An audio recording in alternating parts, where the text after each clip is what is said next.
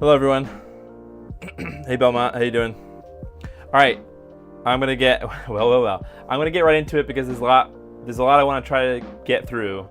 Kind of gotta be honest, my confidence is kind of low that we're gonna finish or get this thing booted today. And even with that, even if everything goes perfect, well, okay, let me back up. I'm not 100% sure if this is gonna work. The Lava RGB, so that's kind of step one, is to get it finished. There's a couple things we've got to do. We've got to flash the actual firmware onto the FPGA. Then, whether we get through all that, then we still have to install it in a console and then boot it. So there's still a lot to do. Hey Obi-Wan. So okay, this is a PCBWay sponsor stream. So I just want to give a shout out to PCBWay. I did something different with this stream and this project, I suppose. So let me just show you, get this thing on there. Something that I have not done in the past actually is, and I'll kind of talk about how I got here, but I just want to like show where I'm at already, because this is a little bit different. Normally when I do a PCB stream, like when I do a mod that I'm doing from a custom PCB, I actually assemble it myself. And I actually didn't this time.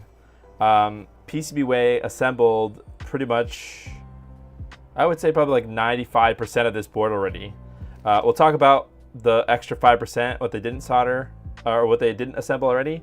But and this is also the first time that I've ever had them assemble anything for me. Just wanted to show the little sticker they put in here. There's their 10-year anniversary. So this is a 10, and this is some kind of a bird thing. Anyway, so this is we're starting a leg up today because we don't have to assemble most of this board. So that's this. So let me talk about how we got to this stage already and what this thing is. So I'll put that aside for a second. Oh, hey, JD Silva. How you doing? Yeah, let's RGB, not all the things, but specifically in NES.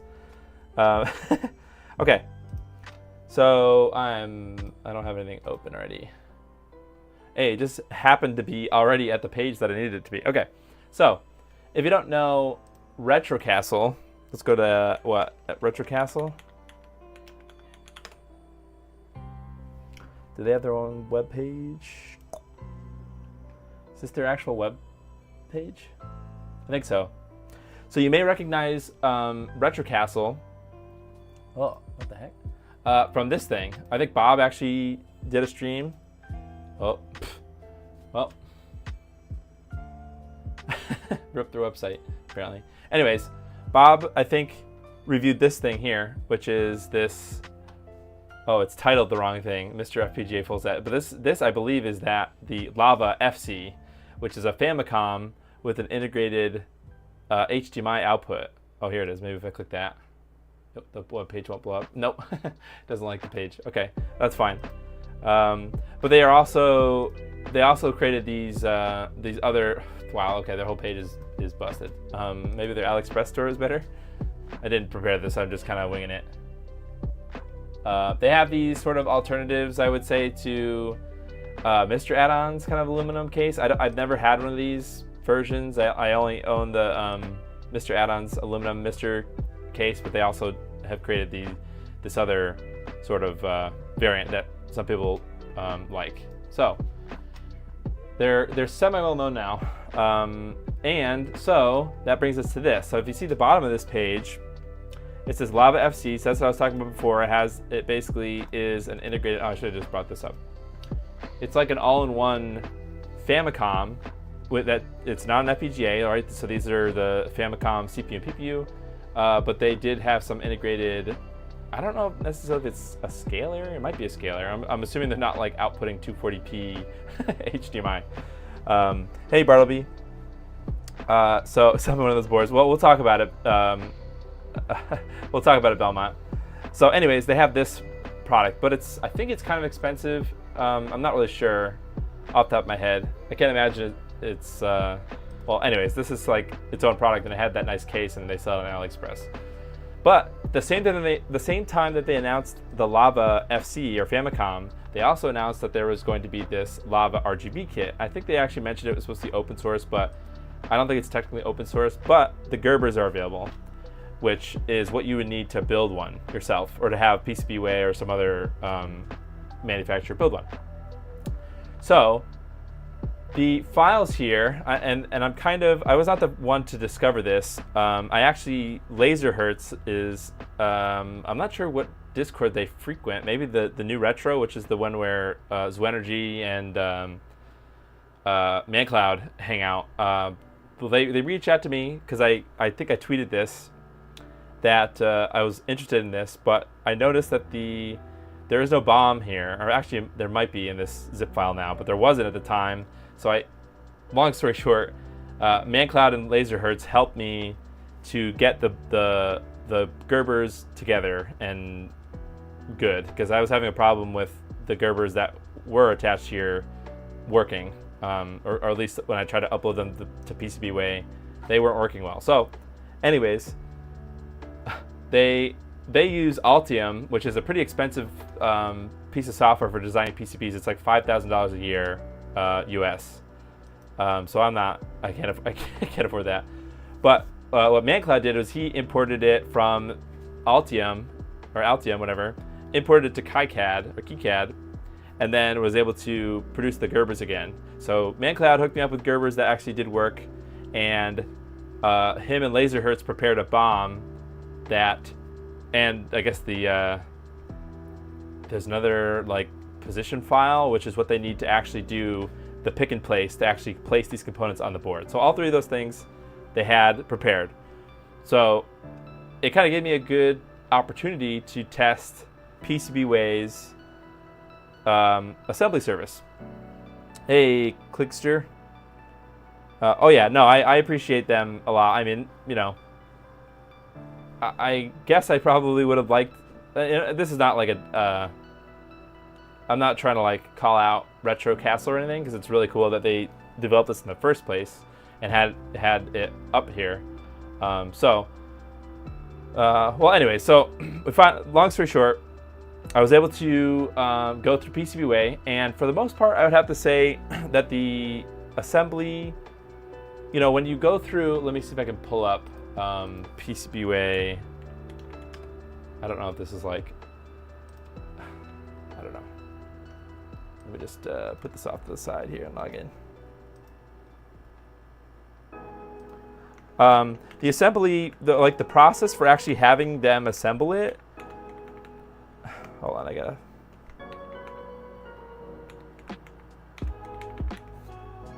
Forgot my password. Hold on a second.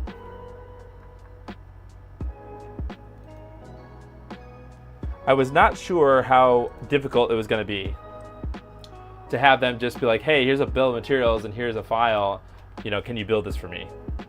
And so for the most part, it went okay. And let's see, does this have the, well, okay, it doesn't. They emailed me back and forth. Basically, there was some problem at first with the bill of materials. It was the wrong. So like, you guys won't have to worry about this. We're trying to collectively. Oh, that was my my home address. Whoops. We're trying to collectively get a BOM together that is going to work no problem, and along with the Gerbers, right? So you guys won't have any problem. But just know I had a little bit of a problem, not necessarily on PCBWay side, but sort of, I don't know. Just it must have been the date, you know, because it was Altium or something. Just it was exported. I don't know. Long story short, that I said that like 3 times. Let me show you what I received then from that. Now I'm not going to really go through the BOM because it might, you know, for the most part it's fine, and you won't really need to pick through it to get it. But when I received the boards, and actually you can see a new one in the bag here. Hey, Alteracious. This is one of the untouched ones. You can see that they actually didn't place a component here, even though there should be one. And actually, this component is the same as this one, right? So what I ended up doing is I just took, because they give you 5. When you order for PCBWay, they give you 5 at a time. I took one off of another board, and I put it on this one. All right, so this one has, this is the only thing that was, quote, like basically missing from what I expected PCBWay to give me. Now, you'll notice, I guess I'll talk about the things that are missing from this board that we're gonna have to do tonight, and you would have to do if you're gonna do the same process as me. So basically, if this sounds like you, this is what you'll have to do, right? So you wanna do one of these Lava RGBs.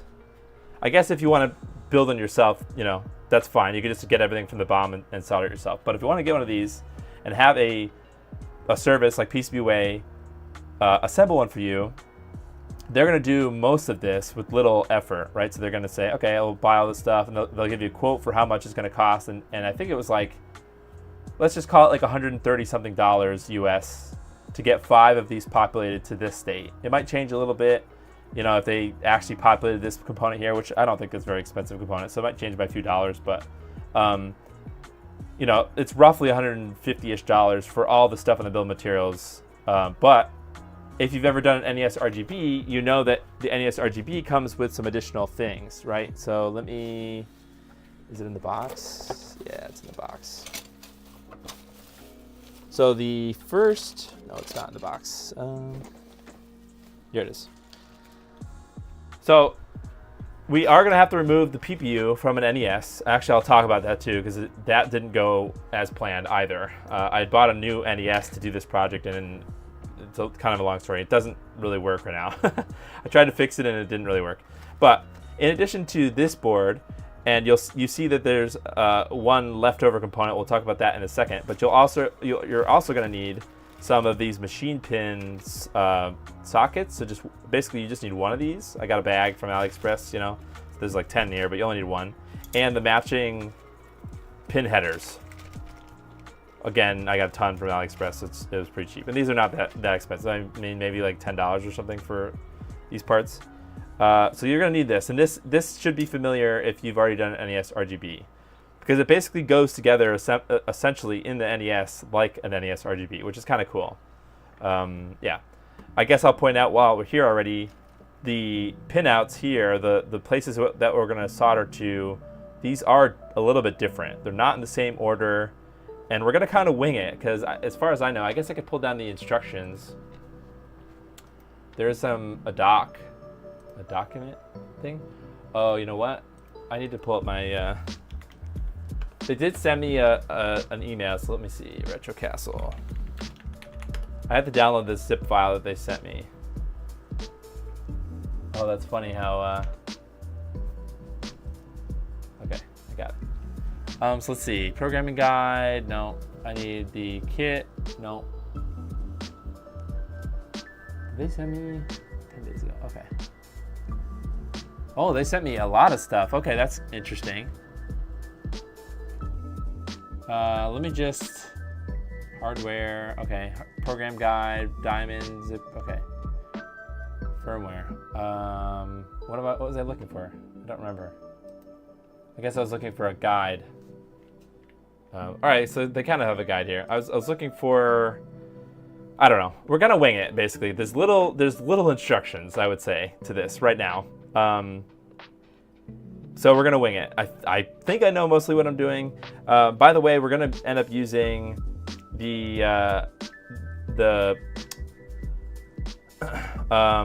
Merlin Shaw replacement power board, because I want to test out this, right? So this particular power board, let's get this out of here, because I don't think we're going to use this. As far as I know, because this does have an integrated palette select switch thing, I don't know if the Lava RGB has that, but it does have a Genesis 2 style output, so we're going to try that. And it does have this little connector thing, and we're going to solder this onto the Lava RGB later on.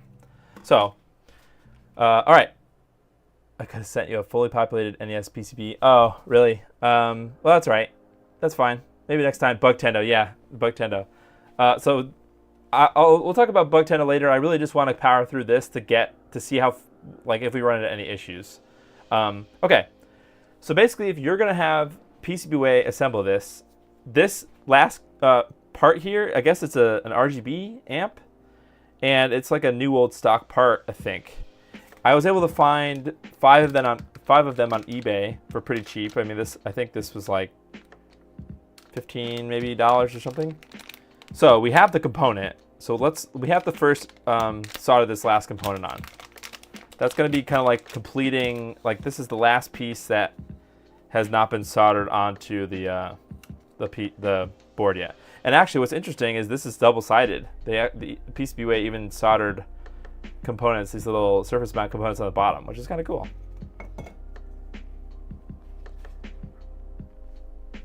Yeah, I hope it's good. I tested the bug tendo with there's a plain Jane sort of replacement one. So this one is more like the original. It just has composite video. It does have sort of like a, I guess it's probably just a splitter, right? So mono to stereo. And it just has a barrel jack. It doesn't have USB power delivery. The problem with this tendo, I guess, so this is the bug tendo. I've cleaned it out pretty thoroughly. Let me just take this out. I know I said I was going to talk about this later, but this is what this was supposed to go in here, the Lava RGB. But the problem is not the board. I did replace the capacitors. The problem is, well, as you can see, it does have a lot of corrosion. If you look at the solder mask, I believe everywhere that's a black spot. This thing was really nasty when I took it apart. So, yeah, I did take the original power board out. But this is the problem in here, is the actual, the heck?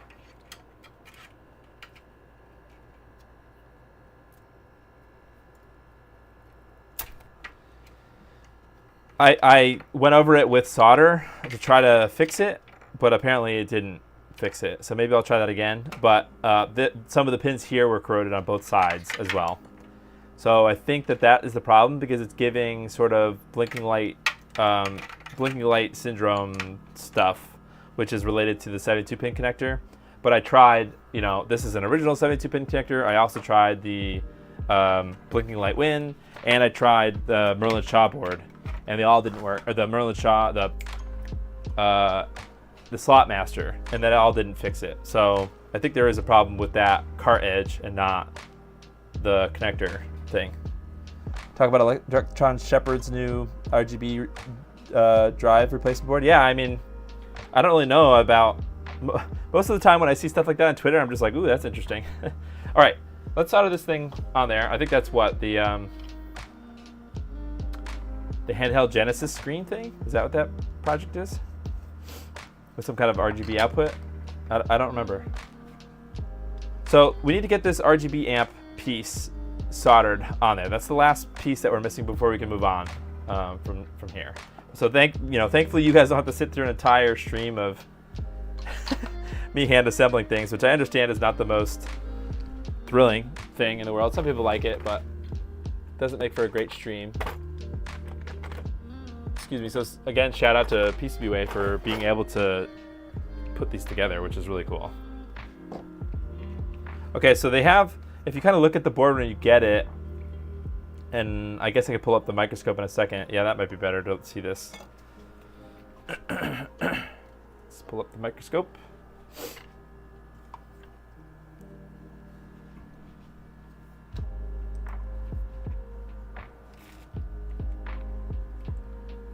Where are we here? Okay. There is some. Oh, I got to turn my overhead light off.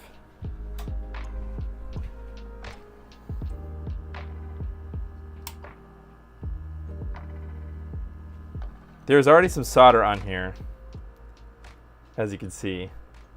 I just wanted to make sure that you guys saw that. So I got to remove this solder because I want the piece that I'm going to solder onto this to be as flat as possible. So this is what I would do. I would just take some solder wick. Let me see, is this a good... Yeah, there we go. Try not to desolder any of the components, around it.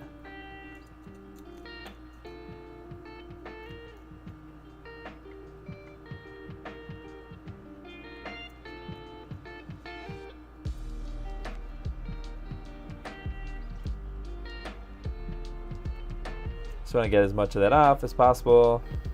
that. Now we can clean it.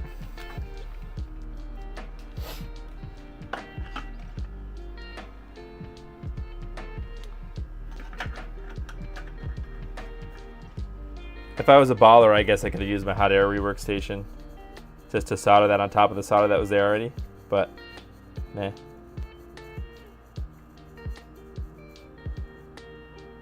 Okay, cool. So then we take our piece. We got to find pin 1, which is indicated by the thing, the circle.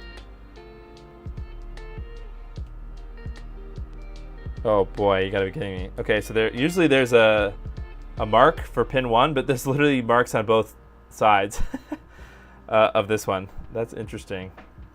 All right, let's see is this the right, let's see if this is the right chip. We can enhance. Enhance. What is the, turn down the light. Let me go read this thing, okay. Okay, so this is an H724 blah, blah, blah. Okay, so now let's look at the image, see if they have a direction. They do have some pictures on there, the Lava RGB site. Okay, so there's the pictures on the Lava RGB have it rotated like, well, let me see if I can try to get it just, no audio pins. Well, because I think that, I don't know. I'm not sure exactly how it expects audio to come out. I did notice that as well. Maybe they just expect that you are going to use external audio or something. Well, we're going to figure it out. I don't know. Or maybe, let me see, is there audio pins on this? There aren't really audio pins on the Merlin Shaw board either, right? Because the audio from the NES board, or the NES, comes down these pins here. So if you look here, right, it says these are the 5 pins that connect the RF module to the NES board, and it says video, so this would be composite video, I believe, composite video, right? Or it wouldn't be RF, because the RF generator generates the RF. So video, I think that's composite video from the PPU. Audio, and then 5 volts and switches and stuff, right? So is 1 dot textured? I'm not sure. I'll have to look. So this is, I believe, how audio gets to the DIN, but we'll have to test that out. We'll have to see if there's audio that comes out of the DIN. So I'm just going to orient this the same way that they have on their website and then just send it. So let's go down here. They have it, if you notice. I'm going to try to recreate the picture. Well, if I have the brightness too bright, I need a tweezer. If I have the brightness too bright, then you can't read the text. The lettering is sideways, like, oops, like that. So that's kind of how the orientation is on the thing. So there's this, I guess there's one of those marks that's like it's kind of closer to the chip. Maybe you're right. Maybe there is I don't know. I can't really feel it. It doesn't really feel any different than the other side. So it's kind of like that. Oh, the Nomad replacement. That's what I was talking about. The handheld Genesis thing. It's called the Nomad. Hey, Souls La Pizza. Can you type your name phonetically? Souls, or I'll just call you Souls, I guess. Okay, so let's get this guy soldered. So we want to make sure that we're lined up both directions, and I can actually use my get this thing. Yeah, I know. I have a suboptimal. I have 2 overhead lights on either side of my desk that are angled 45 degrees downward. The problem is I also have a ring light, because if I just had that, it's not bright enough to see what the hell I'm doing. I probably would be able to see through the actual microscope, and I can, but through the capture it needs more light, but through the camera on the microscope. So I have to have this. I have this ring light that goes. I know that you can get polarized lights, or whatever, for the microphone cameras, which also reduces glare. So that's possibly something I could do in the future. All right, so what I want to do, first thing, so I'm gonna just slide that over for a second. I'm gonna pick a pin, get my solder ready, and I'm just gonna put some solder on one pin. Try to. How about this one up here?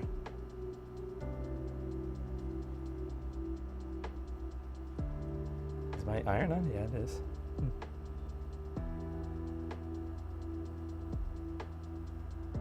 I think the problem is my air conditioner is on. Okay.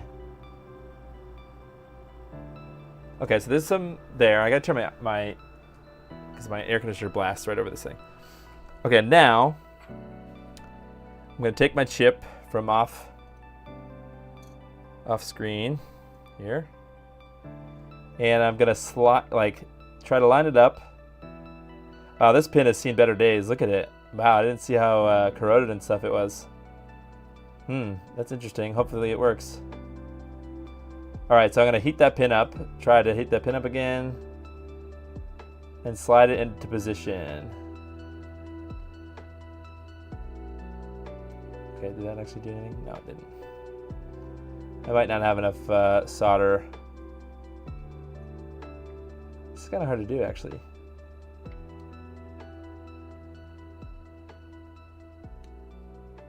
Dang, I think that there's a lot of... All right, let's put some more solder on this. I do need to clean my tip. And I'll add some flux here.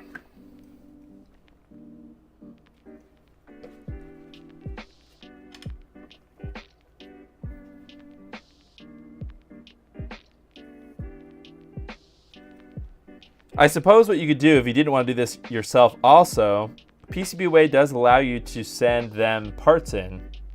So if you were to get these before you place your order, you could send them the BOM and say, hey, I could send you this part because it's kind of hard to find, but can you install it and do everything else? And they would probably do that. This is crazy. Is this thing just has that much corrosion on it? I didn't think about that.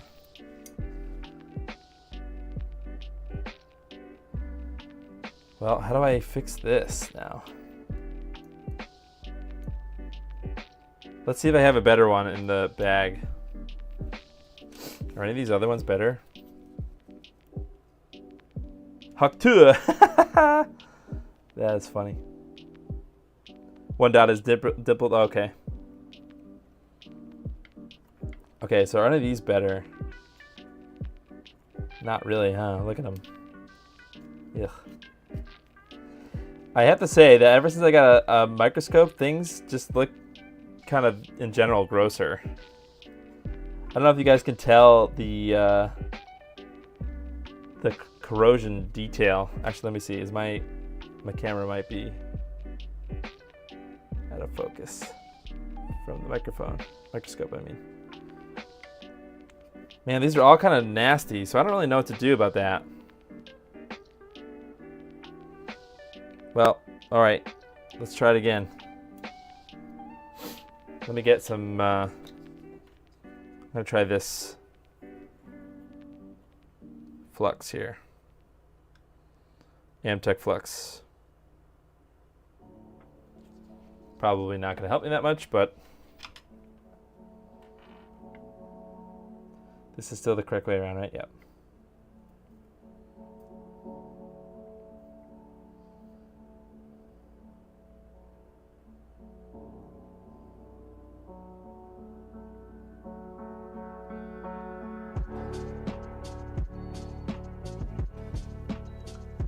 Yeah, this is brutal.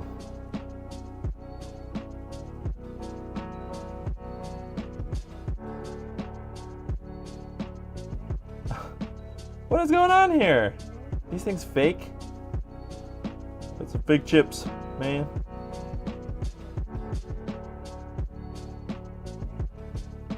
Okay, that kind of worked. Okay. Well, I don't know what's going on with this. This is the first time anything like that has ever really happened. I think it's just a matter of the metal on these chips is just very, it just looks old. It looks just, I don't know how to describe it really. But everything looks sort of fine, right? Pretty lined up, not 100%. Should I adjust this a little bit?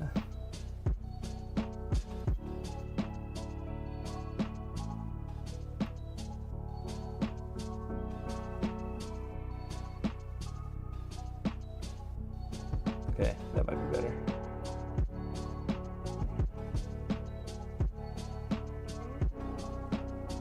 Okay, that should be fine. So let's flip it over again. We're going to try to solder a pin on the opposite end here. Let's try the empty chemicals flux again, this liquid flux, the thin flux. This just helps me to see what the hell I'm doing. The Amtech flux is very thick, as you could say.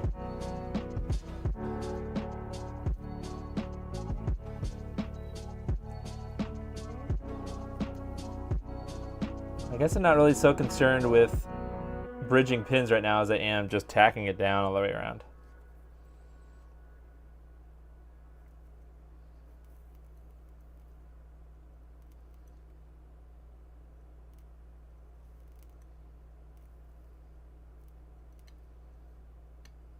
Okay. All right, I have a feeling that this chip is going to be hell, but all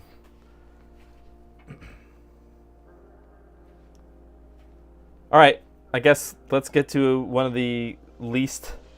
The problem now is like there's a lot of stuff in the way. See, like there's parts here my finger is, and there's these two caps up here, so it might be kind of difficult to get this really well soldered, but we're gonna try. I could probably zoom in even more just to give you guys a better view of my bad soldering.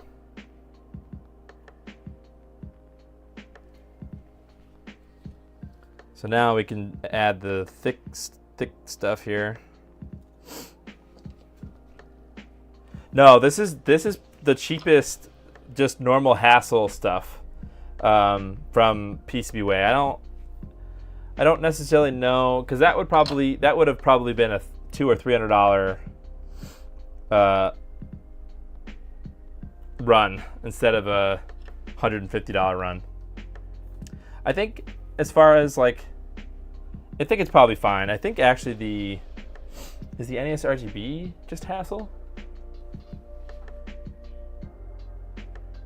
Not sure. All right, let's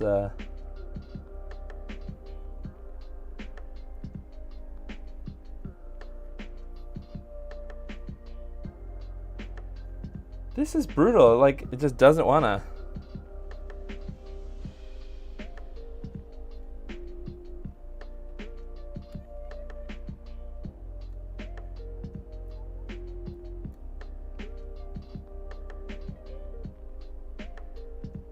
I can't really tell. See, that's the problem with this flux, is it's very like, plus I'm not super focused, I don't think. Well, you guys actually have a better view than I do. It's sort of hard for me to tell what the heck's going on in here.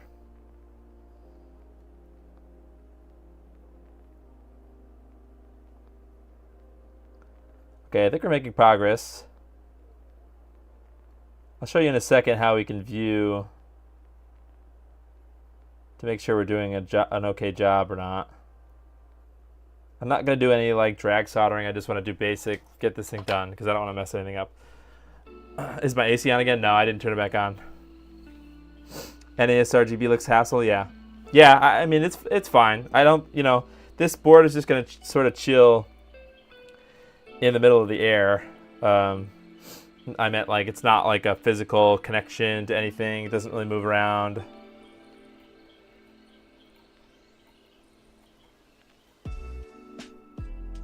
Probably should have not have done that. Let's see. So now what I'm trying to do is I'm trying to just inspect the joint, and that is really hard to do without cleaning that off first. Should have done that.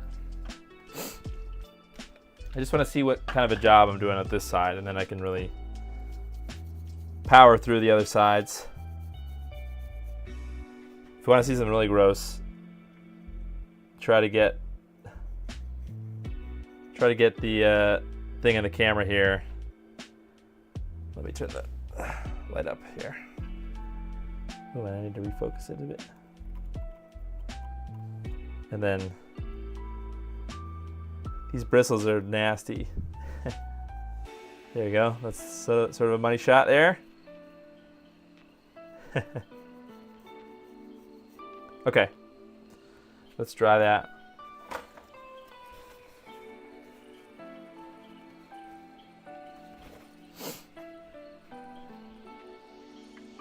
I hope everyone's doing okay today. I know there's a lot of chaos just in everywhere. Okay, so this is sort of what I want to try to do. I know it's sort of hard because I have to hold this at an angle. As I just want to see if I have good connections. You can see that I don't on some of these pins, or maybe you can't. Like, this is very bright. It's harder to tell, but you could tell, like, this pin here, this fourth one over here, I don't think that's very well connected, or that one, or this one here. I could see a gap underneath. I know that was sort of hard to visualize, but let me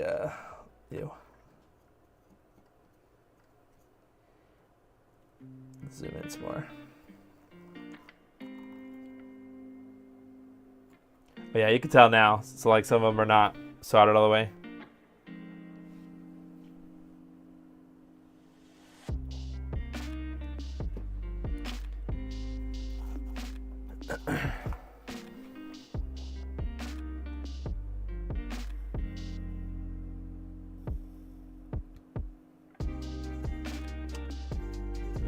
Maybe I want to get a little more.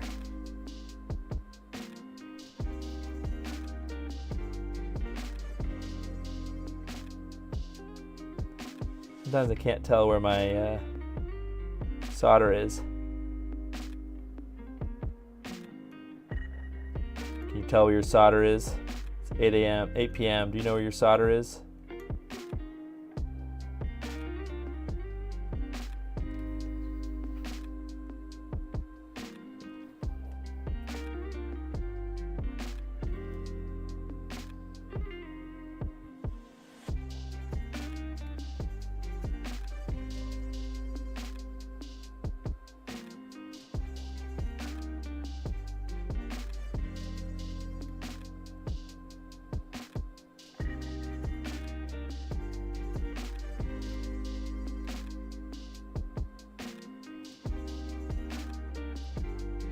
Man, I hope I don't spend all my time just doing this part.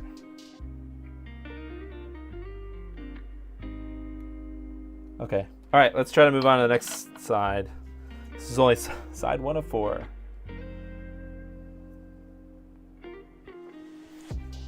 And then for now, it's just rinse, repeat. Oh, that was the wrong, that was the FPGA. We'll move on in a minute if this takes a long time to flash in the FPGA, because I don't think this needs to be soldered on here to flash the FPGA.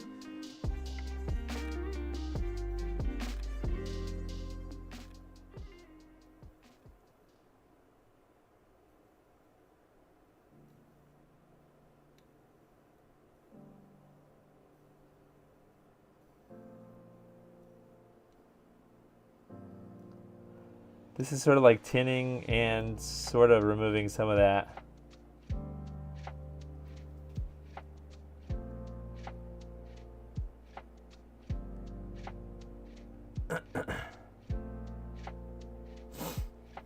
Okay. This is just a weird thing.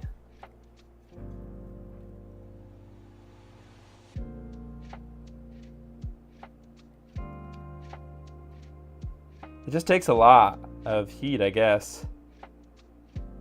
Maybe I should turn my iron up a bit. I really don't like doing that, but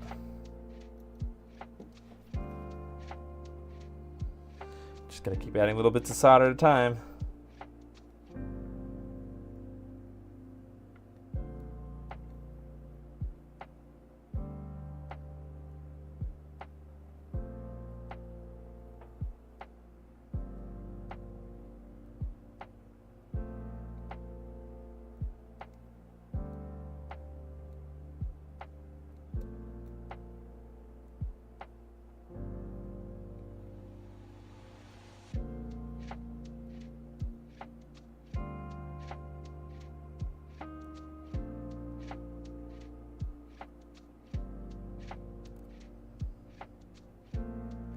This one, it doesn't look like there's any on there.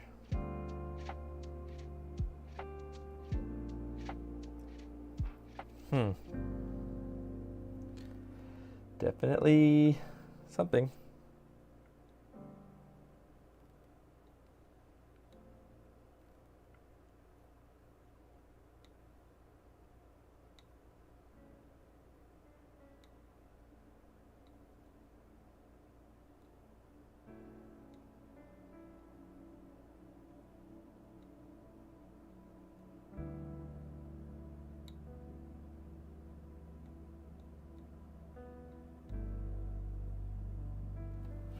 All right, we'll keep moving. I can't 100% tell if these are all soldered well, but we can always come back.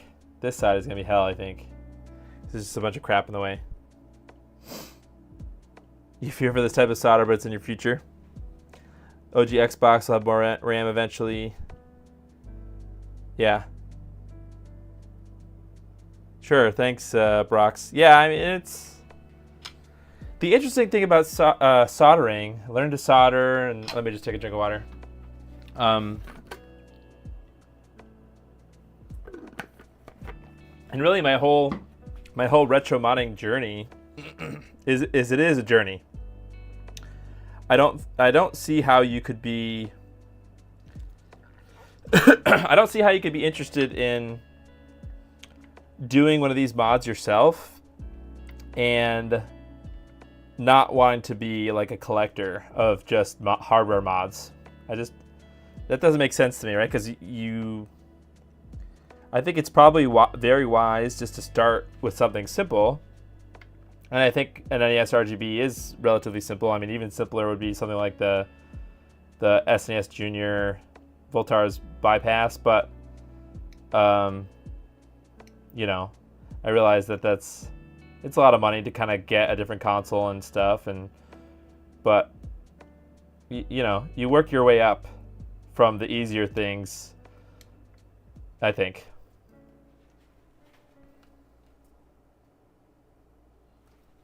So to kind of, you know, just start at one thing, to jump into a hard mod or something, it just, I don't know, you're not gonna have a good time.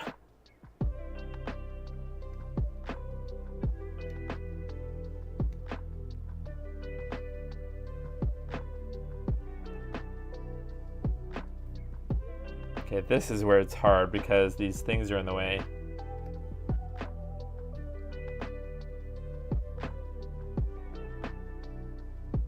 These capacitors, I mean.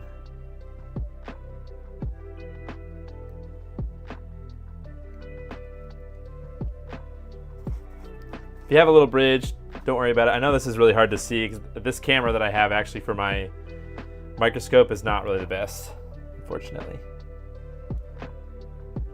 If you have a little bridge, you can always try to move it around. Some people call that drag soldering.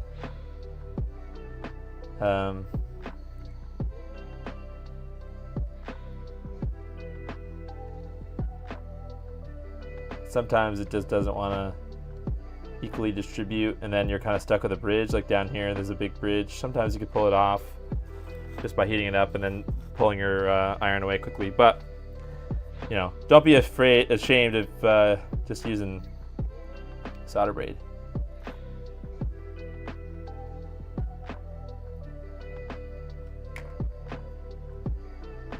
Ouch.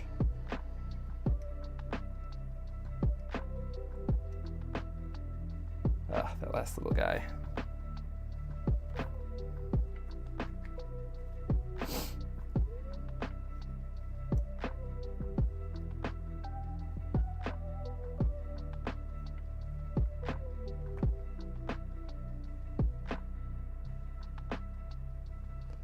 What is with that little thing stuck in there?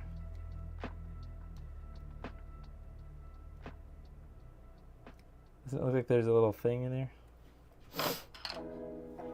Let's see, where's my where is my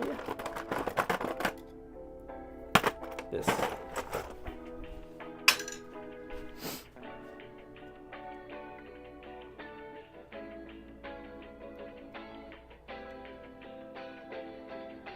Ugh, this thing is nasty. Clean your damn tools.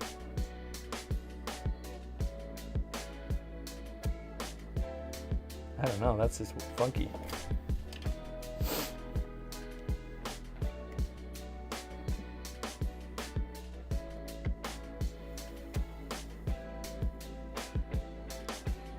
Does it look like there's just something in there?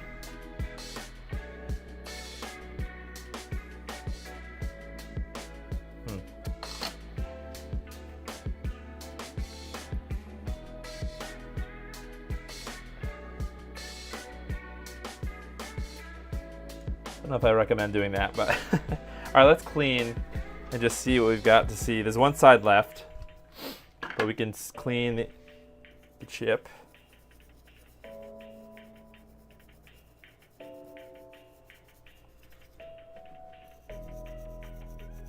Just makes it easier to see sometimes too.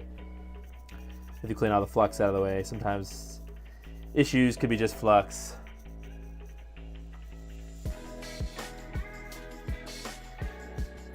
And things. My first was some LEDs and a GameCube controller. Yeah, there you go. Yeah, just little stuff, and then you're just like, oh, I can actually. There's a lot of fun things you could do with soldering. All right, I think that's mostly fine. I don't see that bridge anymore. That thing. Although it is nasty. You do need to like shove the bristles in, I've noticed.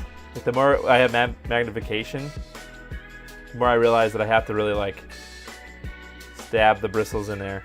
I know this is like, it's like a black PCB too, which doesn't really help with visibility.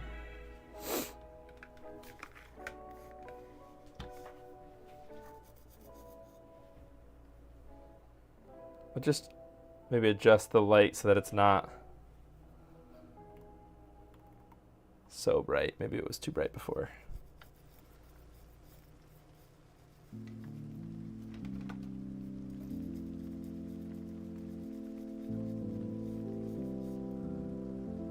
All right, let's do this last side, and then I guess we'll check on everything. I guess I want to limit myself. I want to limit myself to probably 10 o'clock tonight, or like in 10 minutes to do this. I want to move on to the FPGA programming.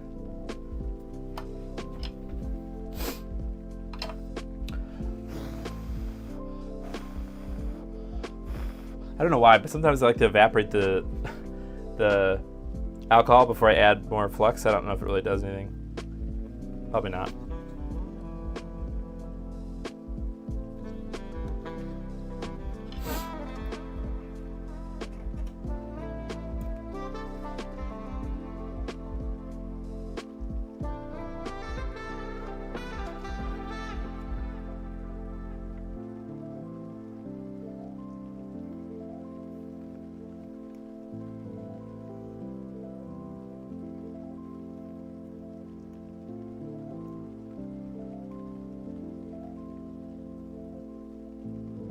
I guess it does help to tin those legs first, huh?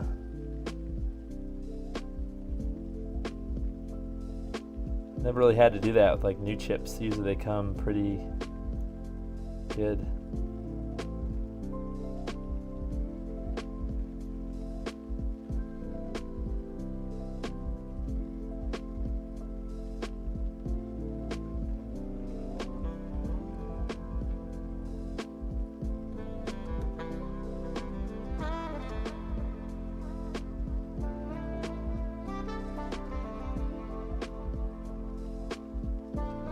I guess I probably also could use my smaller tip. I don't know why I didn't do that.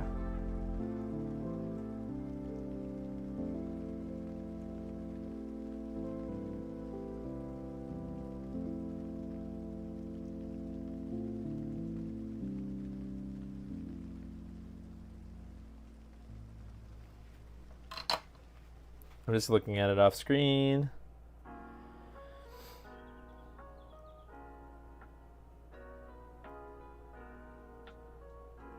I suppose what I should do is check for bridging. I don't know if I don't necessarily know if I need to do that before I flash the FPGA. However, there could be an issue if any of these lines are tied to like 5 volts or something, or 3 volts or whatever the FPGA needs, and then like potentially frying this chip. So I definitely don't want there to be bridges. Yeah, this is Stream Beats. I don't know what happened to Stream Beats because this is Harris Heller's free to play on stream music. There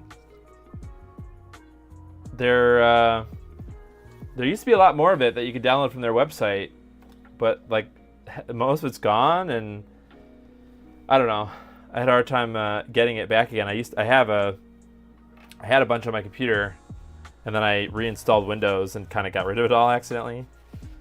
So don't know. I know there was definitely was more than is available now. I don't know what that means. Like, did something happen music license wise? Now they can't. The weird thing is it's music that they produced. It's not like it's owned by anyone else, so no idea. I think what happens is people start using it and then they start claiming other people that also use it. So it's like a, I don't know. Don't know. Well, should we try to look and see if we're bridging at all?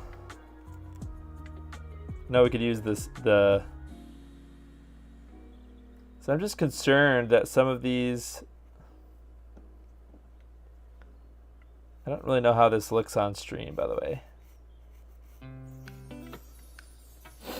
Is this dark? Let me put this actually on my good monitor. Maybe it's better. See, I can't necessarily tell. Sorry, it's shaking. I can't necessarily tell if those are soldered all the way. I definitely know that they're not bridged, but I can't tell if there is a good joint or not. So I can tell those first couple are. Yeah.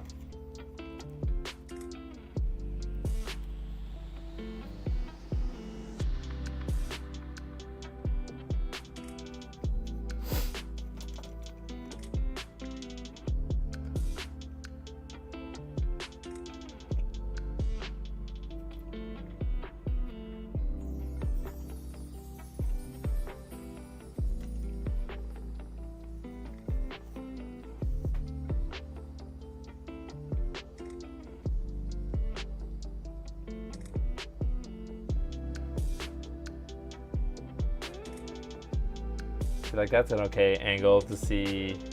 Some of them are and some of them aren't. Like these, looks at the far right, like 5 aren't. I don't know. Guess I don't really know. I keep wanting to say something like I gotta say what I'm doing.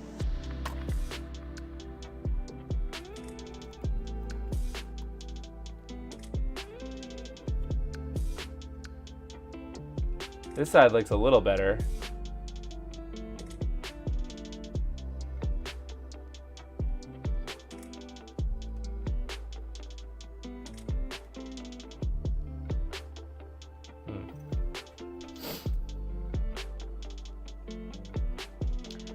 Well, I'm pretty confident that there isn't any bridging.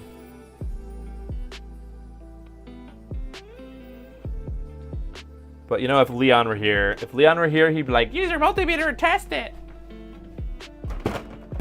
Okay, Leon, I hear you.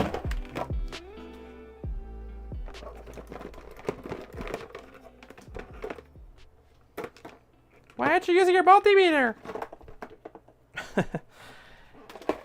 He had me buy these $30 probes, pointy probes. So we're gonna use the $30 pointy probes, Leon. Sorry, I'm just getting them now.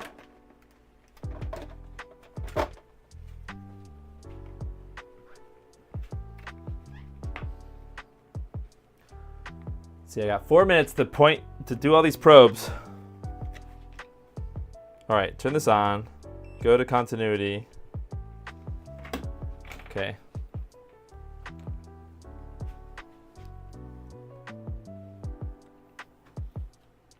Classic Leon, yeah. It's so classic. He didn't even need to be here, and I still did the thing. Okay.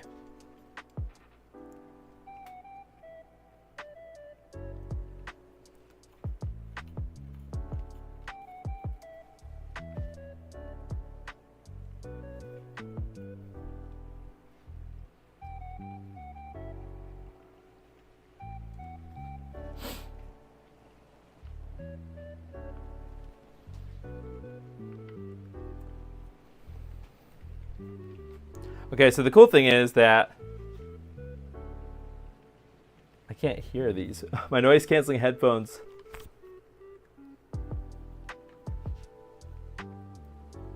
Oh, it's on diode mode. There we go. There we go. Now they actually make noise. That's why I couldn't hear them. These pointy probes are actually tiny. They're really small. Let me see if I can get them in my actual field.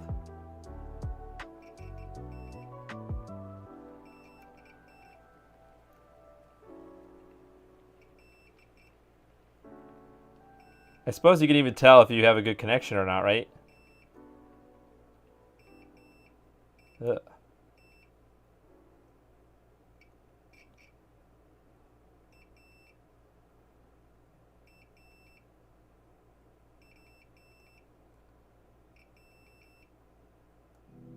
Oh boy, look at that.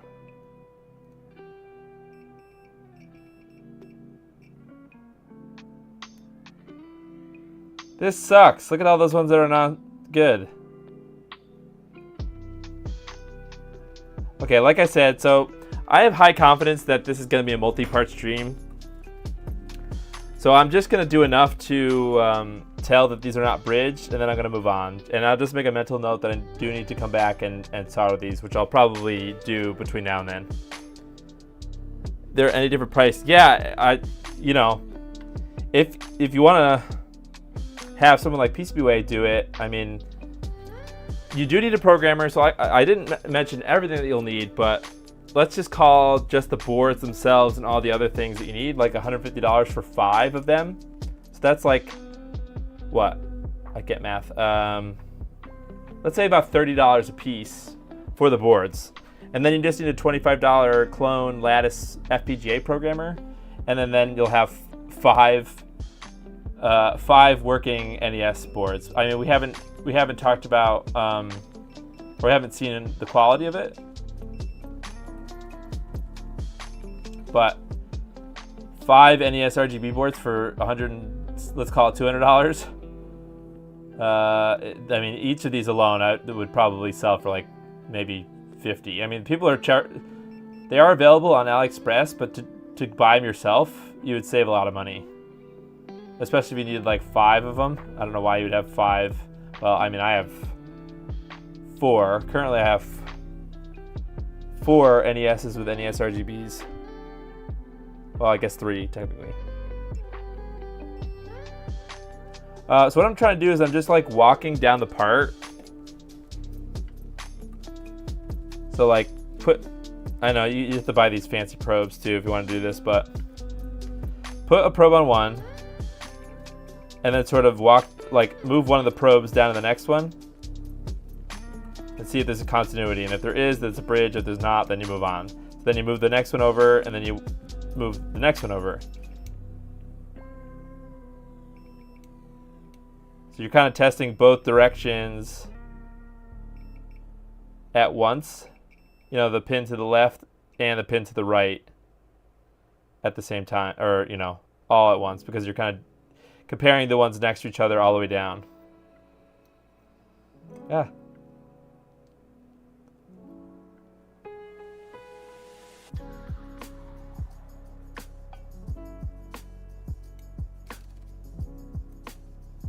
That one's not even close to connecting.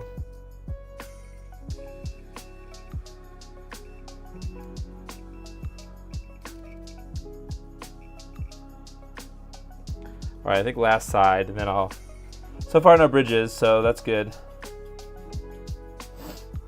Then we can move on to the FPGA programming and see if that's gonna work. I hope that means that none of these pins are required for that programming.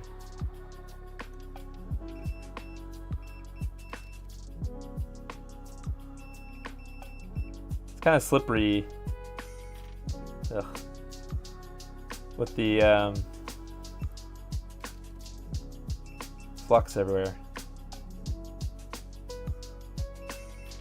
But yeah, in theory, this is much more cost efficient than an NESRGB.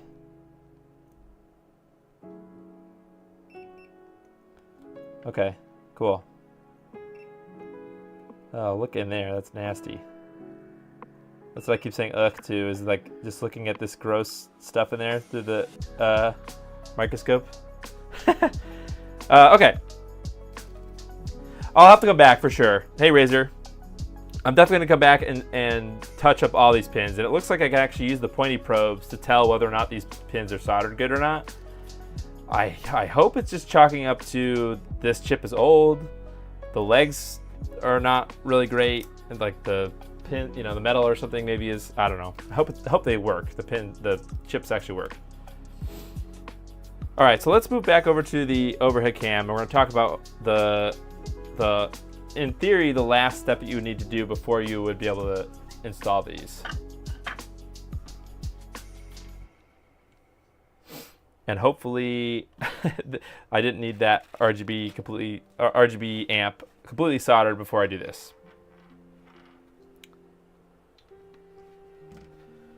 All right, let's take a look at the board. This type of FPGA, so I don't know really anything about FPGA programming other than the fact that it should be like any kind of microcontroller, right? So this is the FPGA here. It's a Lattice something or other, but Lattice is important because Lattice uses, there's like a specific type of programmer that you need to use with this. Not just software, but also hardware. And here's the interface up here to how you connect to it. If you're running PCBs like that, it's best to also order the stencil. Sure, yeah. What temp did you use your soldering iron? I probably could have turned it up. I just used 350, which is my normal temperature. I probably could have used like maybe 380. What documentation did they provide? Does it output 75 ohm or TTL? It should provide normal, well, like, you know, not TTL level. This I think is intended to be a replacement, like almost exact alternative to NESRGB. Now, I don't know. See, you can actually see that there's 75 ohm resistors here. I think this is where all the colors and sync info comes out up here. I don't know if we're going to need to remove anything here to be compatible with our cable type. That I don't know. I think maybe the Genesis 2 cables have resistors in them, but I don't know if that means I need to remove these and like bridge them or something. I don't know. So worst case scenario is it might be bright, the video output might be bright, and in that case we'll have to figure out what to do afterwards. But yeah. Okay, so there is this interface here. They did provide me with some documentation, which now I'm going to download as far as programming this thing, because PCBWay is not going to do that for you. But I need to download, it looks like, this Diamond programmer first. It's not a... Thank you, Windows, for letting me know it's not a virus. I guess I can turn back on my AC because it is hot AF. I just want to download this. Download it.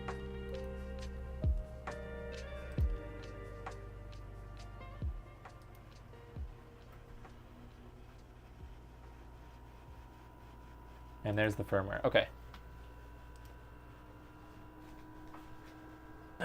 Did it really prevent me from downloading that? Yes, I understand that the file cannot be scanned for viruses. Yes. Okay. So let me go to not my Gmail. Okay. So they gave me 3 things. There's this programmer guide, docx, whatever. So it's a actually, which I need to upload to. Hold on a second. I need to upload this to my Google Docs because I don't own Office. So let me upload that to Google Docs.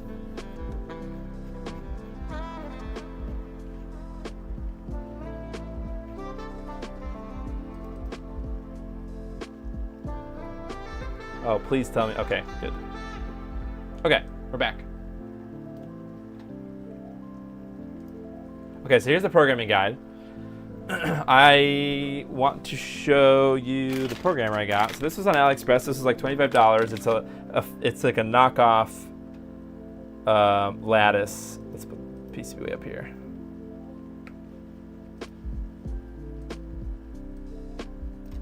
It's a knockoff Lattice program. The like official Lattice programmers are like $200, so I'm not buying that. So here's the whatever, the part number or whatever. But this matches up with this guide that Retro Castle sent me. Okay, they're probably using a real one, but it shows you kind of the pinout. So the pinout here, which is actually on the edge here, the pinout here, right, is listed here, and they're showing you in the document here. This is the pins that you need. Then there's an equivalent pinout on the actual Lava RGB board.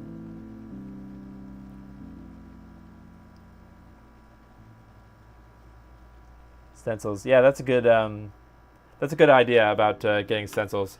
I mean, it might be a little bit irrelevant if PCBWay is assembling it like you did for me, because I pretty much recommend it for the as long as the BOM is figured out and the Gerber files are fine, which these are for the most part, and like we're working on getting them better. Just have PCBWay assemble them, because it's insignificant. If you're going to source your own parts, it's about the same amount of money. The only thing that you would still probably need to do is solder this on the RGB amp. Okay, so here's the pinout here. Basically, what we have to do is we need to take one of these things that they provide. These, like, what are these called? Not Molex, but I never remember the name of this connector. Ooh, that's fun. Actually, you know what? This is interesting. I don't think. Let's see. I think I could take this one and depin it and change the pins around for programming, but I'm super lazy. What I think I'm going to do instead. Is this not the same? Oh, it is. I don't know. This one has more pins. I'm just trying to figure out. I've never used this programmer yet. I haven't used this programmer yet, so this has narrow pins. Is this the same pin pitch? I don't know. It looks like this honk and chonker thing looks bigger, like this one on the right, but I think it's the same pin as this other one. But this other one is nice because you could take DuPont connectors and just put them to the end of here and then just put them here. So I'll show you what I mean. Let me find mine. I think it's in that box. Yep, let me get this other box out. Well, so what we're doing now is we're flashing the FPGA firmware, if you're curious. Or if you're coming in now. Just trying to gather everything in my thoughts.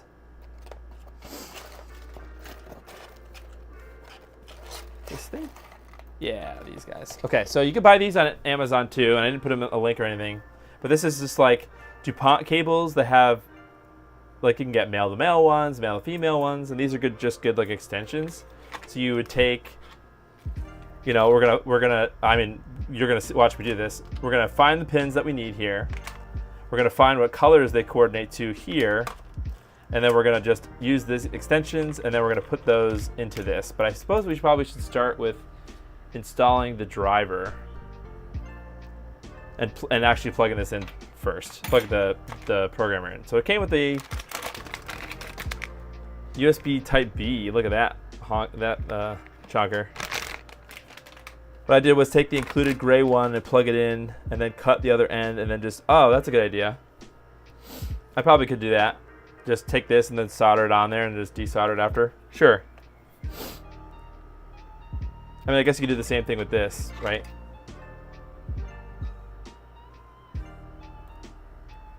Okay, so let's plug this in. See if I think there's something about a driver we need to install.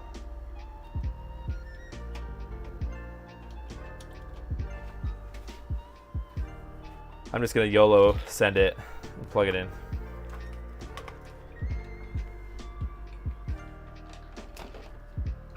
Okay, plug her in. Okay, we have a light. I heard a doo-doo.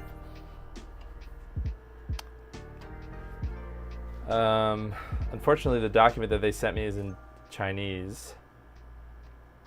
But that's for the actual programmer. Okay. It did come with instructions, the actual thing here. So let's see, what does it say? If you attempted to connect the PC to the USB cable without first installing the appropriate drivers or having trouble communicate with the Lattice USB cable, follow the steps. Plug in the Lattice USB cable, choose Start, Settings, Control Panel, System, System Properties, Dialog Box, click the Hardware tab, Device Manager. Okay, so you just go to the Device Manager. And if you're on Windows 10 or 11, you can just hit Windows X and then hit Device Manager from the list that pops up. Okay, so we got Device Manager. Ooh, we have an unknown device. Okay, double click on the unknown device.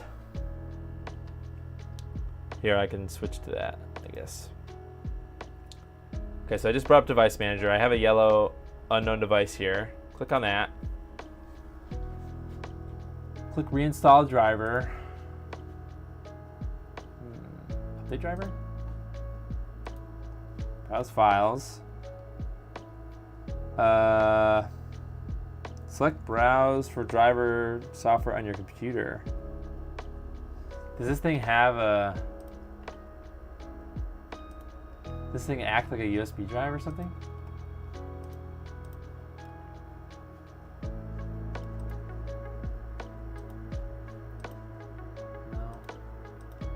Huh, I have no idea. So where is it asking me to get this driver from? The heck? Do I need to download this or something? All right, let's unpack. Maybe there's some drivers for this thing in the programmer thing that Retrocastle gave me, the Diamond programmer. So the programmer software that we need is called Diamond, this whatever Lattice Diamond. So let's extract this to the folder thing. Type B is the tank of USB connectors. Absolutely, yeah. Nope, this is literally just the exe. Okay, let's install this at least, I guess. Maybe there's some drivers in the Diamond software installation directory when it's all done.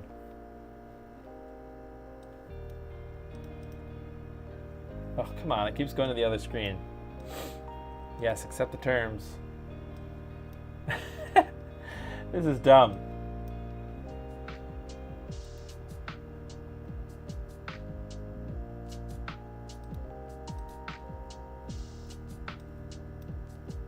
Oh, look, programmer drivers, sure.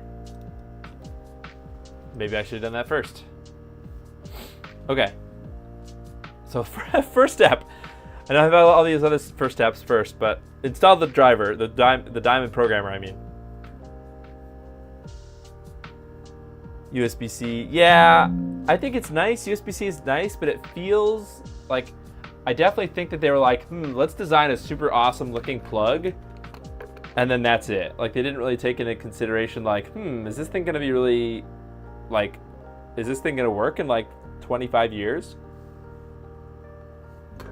Because if you look at the pins at USB-C, they're like tiny. That's just my opinion. Okay, so the programmer installed, good. So that means I need to now find oh, look at this, ISCC, that matches this. Oops. Wait, no, the picture, this thing. ISCC. Let me, ISCC,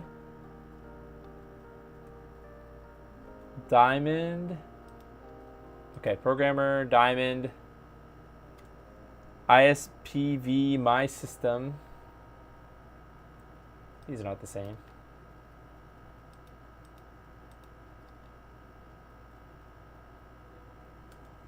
Well, is there a driver folder? There's a bin folder.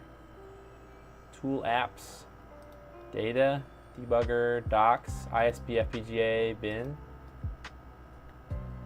This is the worst. What are we looking for? LSC USB driver.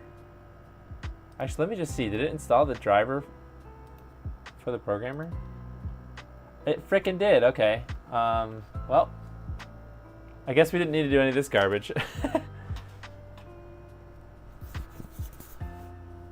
You use magnetic cables. That's a good idea. Okay, I guess that worked, right? Let's see. Can we open up the Diamond thing? Diamond programmer. Hey, look at that.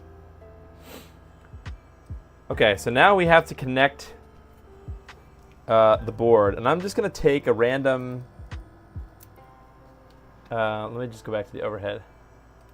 Now what we have to do is we have to connect the. So this is plugged into the programmer. So the programmer's to the left. You can't really see it. You can barely see it here. The pinout. I'm going to read off of the pinout here, but it also is in the documentation that Retrocastle gave me.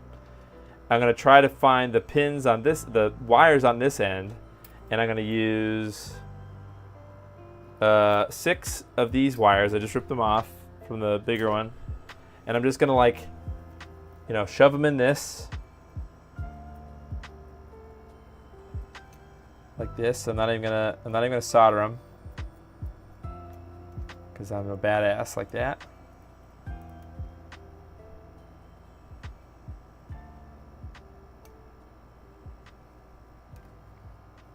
You know, just, I guess you could always solder them if you wanted to, but I'm not.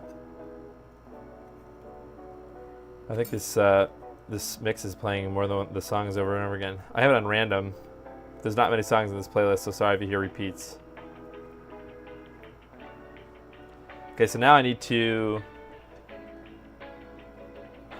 match basically the pins here with the pins on the programmer.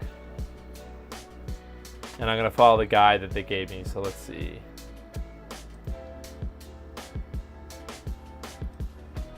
So here's the guide.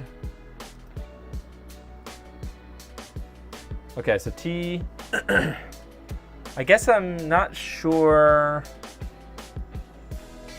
It seems like they're labeled. Like sometimes there's like a transmit and receive, but maybe that's not how Lattice works. So maybe it's just a matter of finding the right one and then just hooking it up. All right, so VCC is on the bottom middle. So for this connector thing, it's red. Okay, so my brown wire goes to the red. There we go. Okay, next is ground, which is this black wire.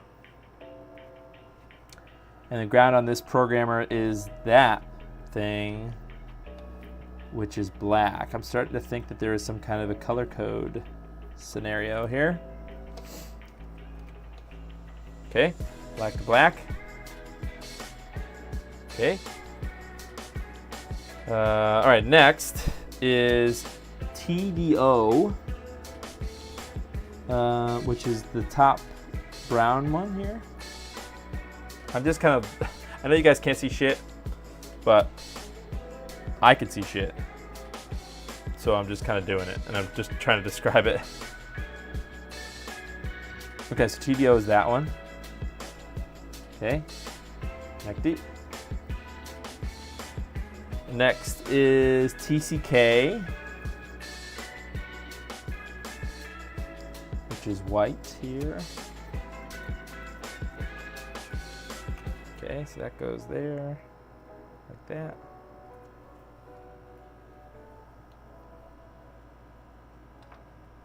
that. Next is TDI, which is, Wait a minute, didn't I already have a TDI? Oh, I had a TDO. TDO, okay, so TDI is the orange one.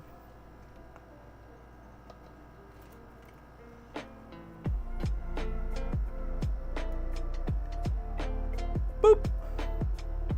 Last is TMS. Just trying to get the other connectors away from any metal bits. Okay, so where's TMS? TMS is that one, which is purple.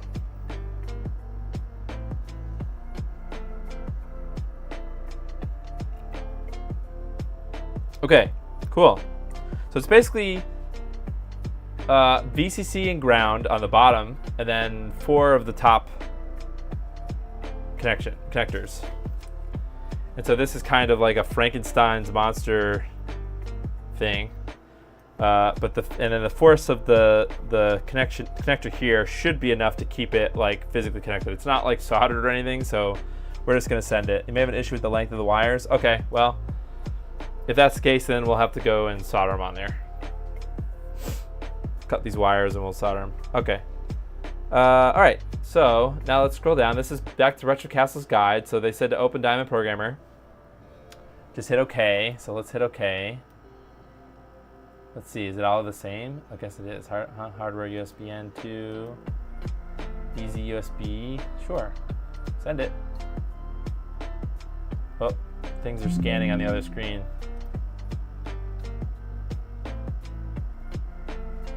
I can't drag it over here yet. Okay, so something was scanning, and I'm only now just be able to drag it over. So let's scroll down. Did this not work then? Razor, have you built one of these? Is that why you're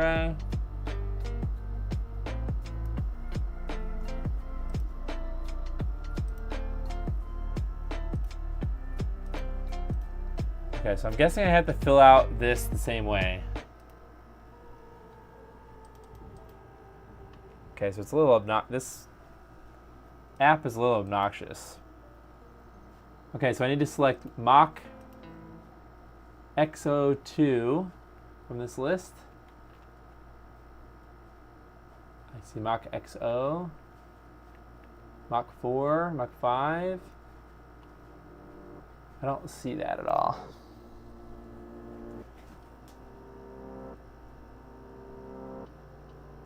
I left some pins floating. You're talking about the RGB pins? Yeah, I kind of talked about that. I hope that's not. I hope that they're not connecting some of the programming wiring through the RGB amp, but we'll see. I do not see this Mach XO2 in this list. I see Mach XO3D, Mach XO3. Oh, there it is, Mach XO2. Okay. All right, moving along. Next device is an LCM XO2-1200HC. Okay, there it is. This is the specific FPGA, I guess. LCM, let me just double check. LCM XO2-1200C. Okay. Okay, now it says to pick a file name. So this is an infuriating program. I think we're fine with the guide for now. So I click on the file name here. And then I need the, is it in a zip file? Oh, it was, yeah. So extract the firmware now. The firmware file should be in there. Oh, I think, was it talking about, oh, I don't know. Oh, now we need to figure out which version do we need. You built other boards with the same sort of thing on them? Oh, okay.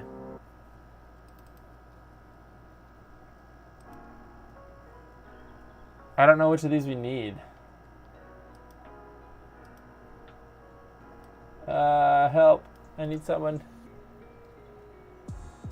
I need an adult. Okay, so one of these firmware files we need. So let's see, open file. Let's go into firmware, this. I don't know if we need a PC10 or PAL, NTSC and PAL, is that what that means? FCEUX. YUV plus PC10? Hey, RedHerring. Welcome to the stream of champions. Use DeepL? It's DeepL. The floor is Lava RGB. Hey, RS Matrix, how you doing? The growing programmer is pretty similar. Oh, the Gowan programmer. Okay. And also garbage. Hey, Sean. These are the palettes. Okay, interesting. Oh, I see. So there's only 2 selections of palettes? I don't get it. So I guess that means I want NTSC and PC10?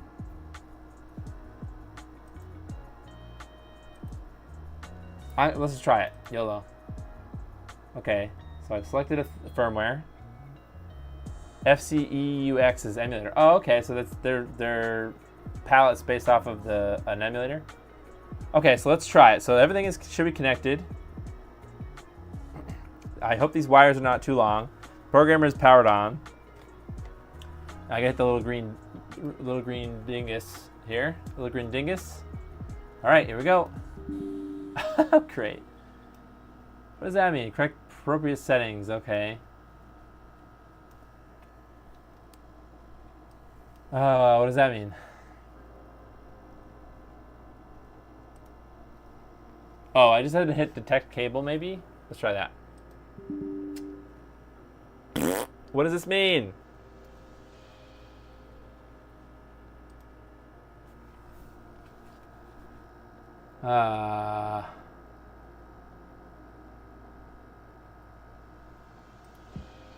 Current XCF project is invalid. Please correct the appropriate settings. I can't use my phone. All right, let's Google that.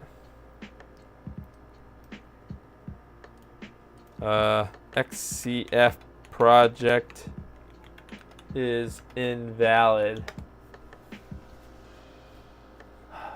Blogger. Oh, let's go Jimmy. Go Jimmy Pie.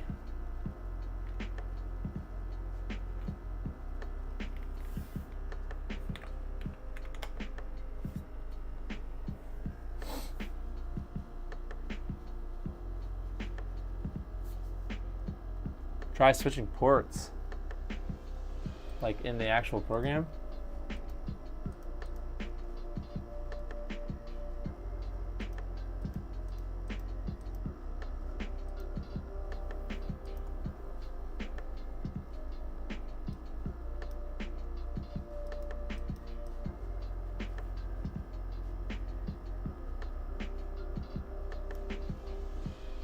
JDEC file cannot be found. Is it maybe? Does it maybe have to do with the name of the file or the folder?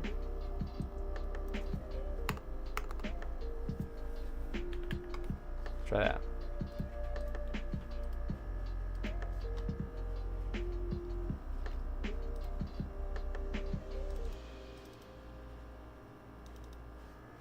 Okay. Shall we try it again? Hey! I guess it was the name of that weird file. The folder with the Chinese characters in it. All right, let's check. Programming failed. Lattice. However, the board is not turned on. Oh, crud. Does that mean this needs to have 5 volts running to it? Like outside 5 volts or something?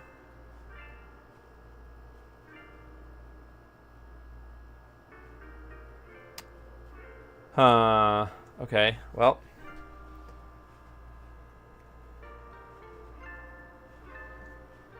Board is not powered on.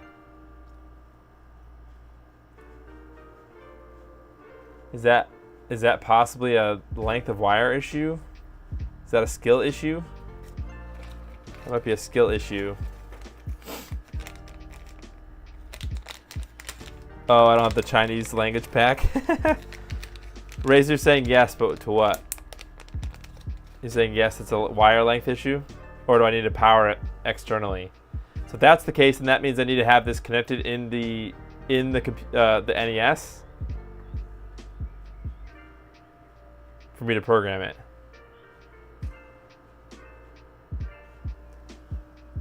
Okay, interesting. JTAG doesn't provide the board power you need to. Okay, well, that's fun. All right, that's fine. All right, so because the bug tendo is not working, we're gonna talk about this. Bug tendo is not working, and I don't want to do all this effort on the bug tendo if I can't reliably get the cart connector to work. Okay, so what I'm going to do instead, I think I will definitely be making this an open tendo. I have a second open tendo board lying around. I just need to buy the bill of material stuff. So I think I'm going to take the PPU and CPU on this. I would like to put the Lava RGB into this, but I can't yet. So I need to use a different NES first that I know works. I actually ordered another front loader. The RGB board should have included a 5-volt and ground pad or a through hole.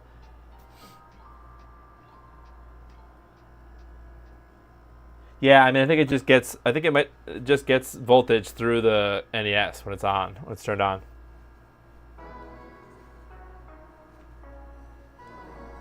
If I know the power is going in, well, it's probably going in through one of the.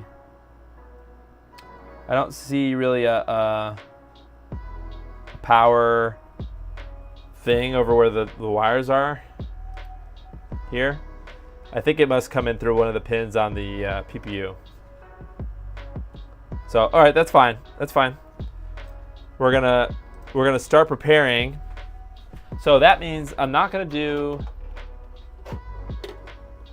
I had hopes to. Well, I don't know. My Open Tendo build over here. I'm just gesturing wildly to my cabinet of things that you guys can't see. The Open Tendo build has the NESRGB 4.0 and a multi-out.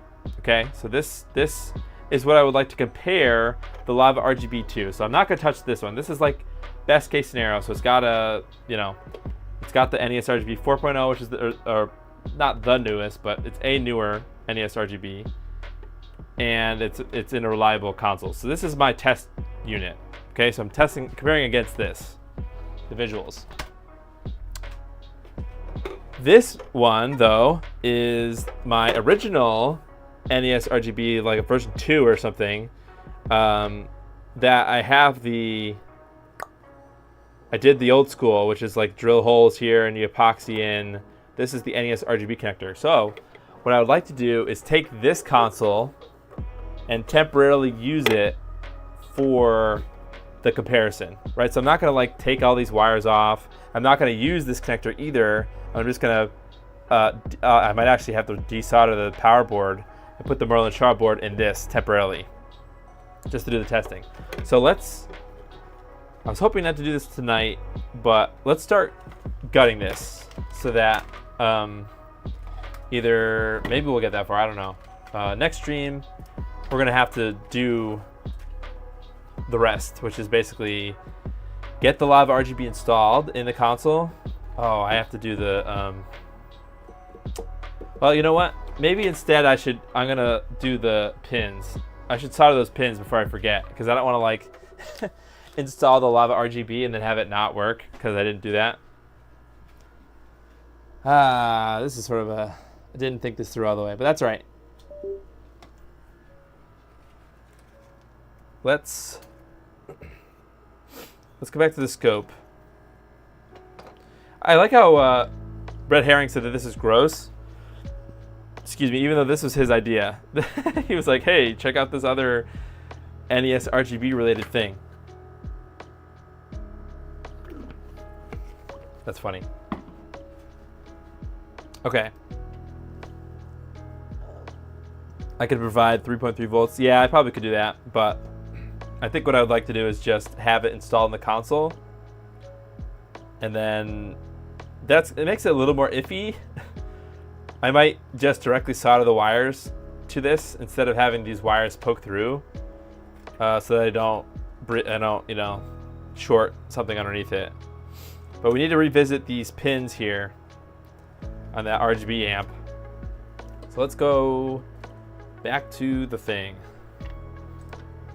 Nope, not that thing. This thing. Red is in denial. I don't know. I mean, he's in his own world. This is fine. But I appreciate that he told me about this project. So, okay, so what do we have to do? I'm going to poke each of these pins. So this is what we did earlier if you're just joining me now. I need to see which of these pins is not... I need a poker. What kind of a poking device can I use? Where's my tweezers? Oh, you know what I have?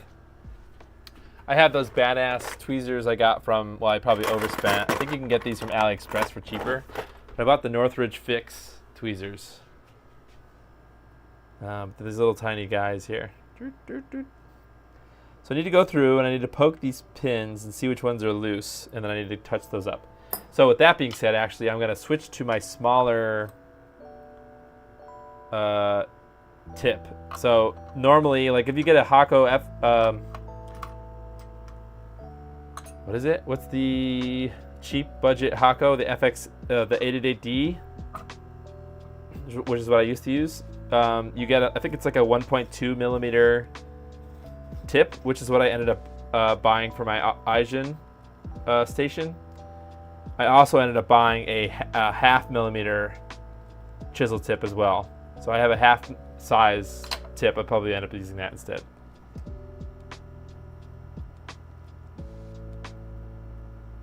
Look on the RGB board where the PPU goes.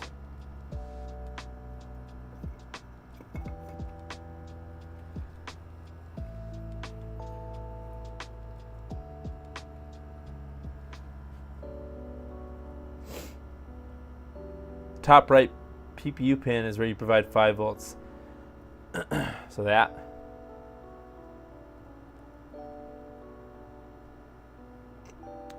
Okay, so pin 1 is down here. You're saying this is pin whatever in the middle. So this is the voltage pin up here. I definitely need to get a bench power supply because I think that would be handy right now. But it's fine. I could also do it in the console. That's fine. And I suspect most people would probably want to do that anyways, but you're kind of putting it up to faith that it's going to work without you needing to take it back out of the console. So I suppose a bench power supply would be a handy thing to have.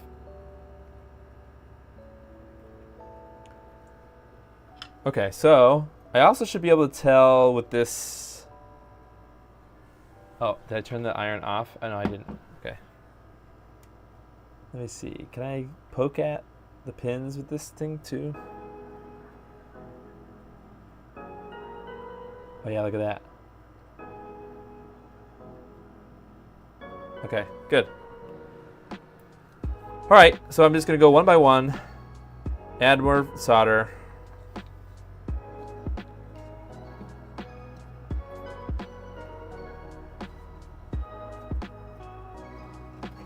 Directly across. Oh, okay, it was on the opposite side of pin 1. Oh, I see. It's on the other side, the top of it, you mean? Okay, that's fine. I will have to... I should get a power supply, a bench power supply, because that would have made this a lot easier. No. Didn't want to bridge that one.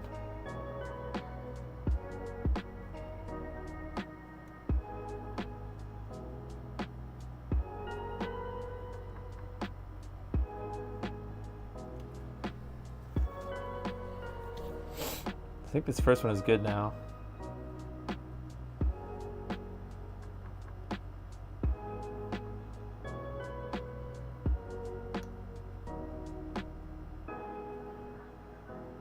Ugh.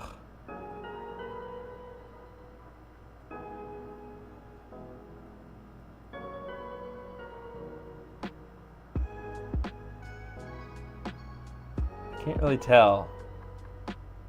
The problem with using the iron to try to test if it's loose is the iron heats it up.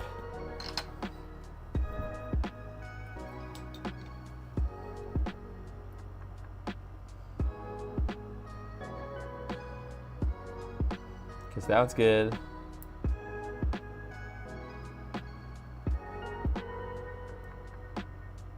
What does a wiggly one look like? Oh, God. Don't bend your stuff.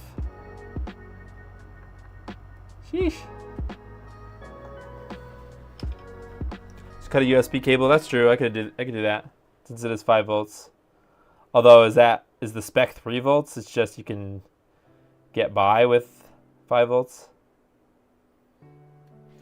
I'm gonna turn up the iron to 380, especially since I have a smaller tip here.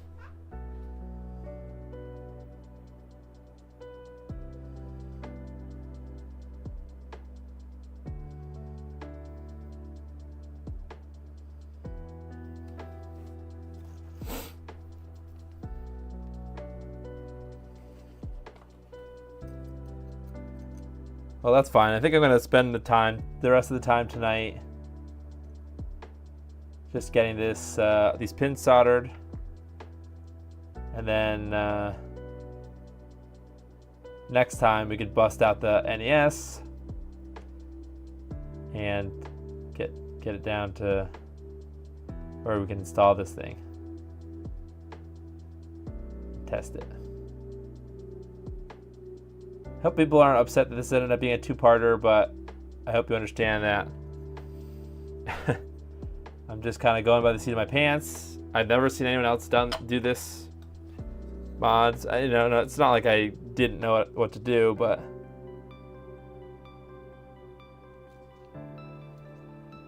it's one of those chips where the left side is 0 to 20 counting down, and the bottom and the top is 21 to 40. Okay, counting up from the bottom. Yeah, it's like a horseshoe, I guess, right? You would put 5 volts into the PPU pin, then that would go to the onboard regulator to provide 3 volts to the FPGA. Oh, I see. So you would. Is there a? You're talking about the regulator on the board, the Lava RGB board.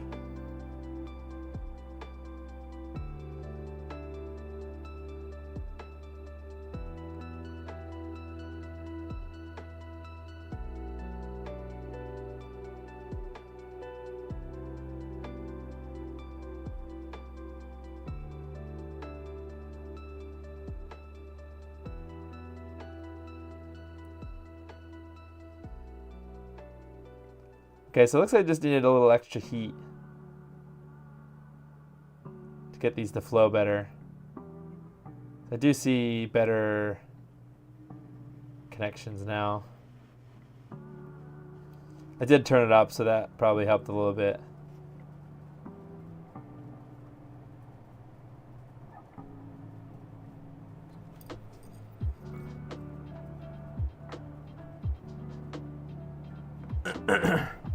See you, Belmont.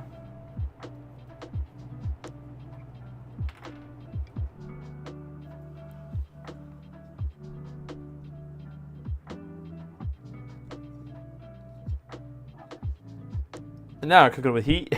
Yeah. When in doubt, turn it up. Nope, that's not good advice.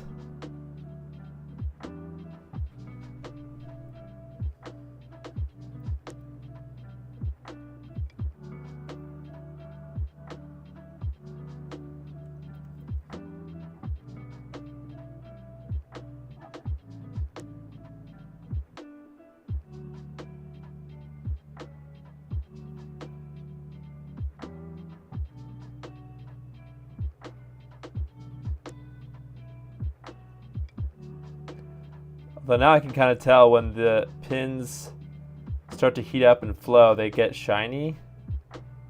As it takes a little bit for some of them. Then it seems like it flows a lot better.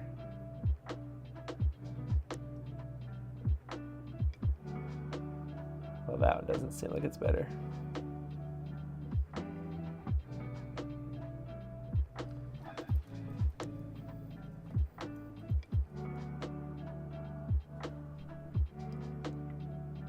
Which one did I say? This one?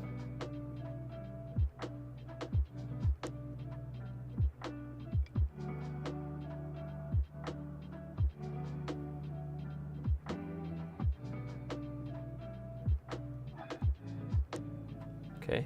I think this is the last side, right? What type am I running? I turned it up to 380. Yeah, especially with the smaller diameter tip. I usually do 350. That's like mostly fine. But for like normal stuff. But I feel like it's just this chip is just, it's like back talking.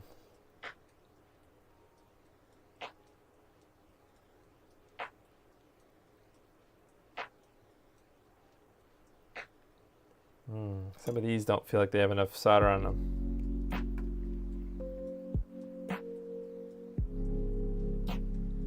There we go. It's a little better.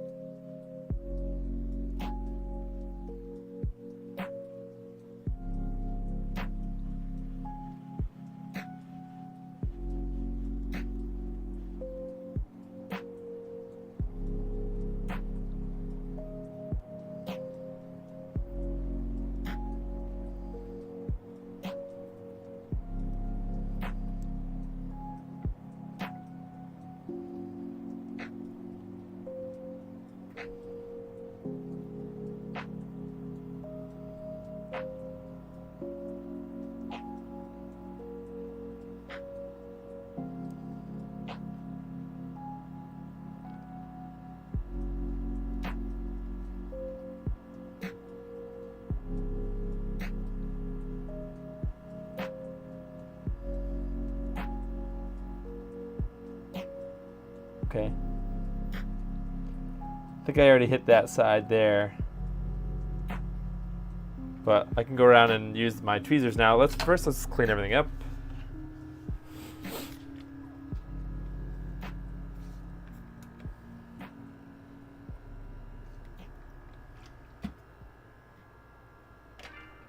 Oh, let me turn the light off again.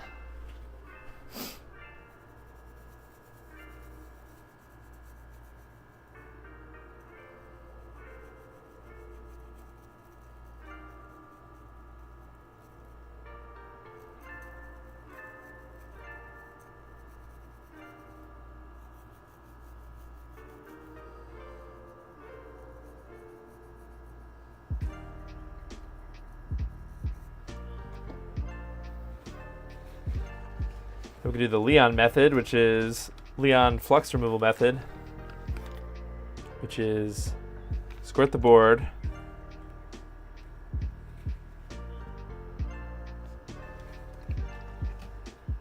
put a paper towel on it. Although somebody else recommended coffee filters because they don't, they're not as linty, I guess. And then you kind of scrub the paper towel over the area. It kind of gets rid of some of the flux.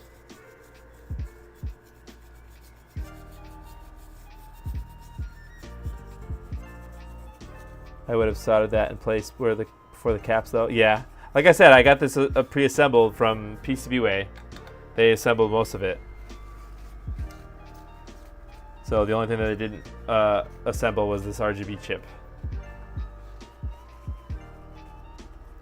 But also, like I said, you could, if you still want them to assemble it, you can send them these chips, so they will solder for you. I don't know exactly how they would do that with this difficult to solder chip. I don't know if their technique would be able to work with it. I'm not really sure. Okay, so let's dive back in here and just wiggle everything. See if we've got any loosies. Loosey gooseys.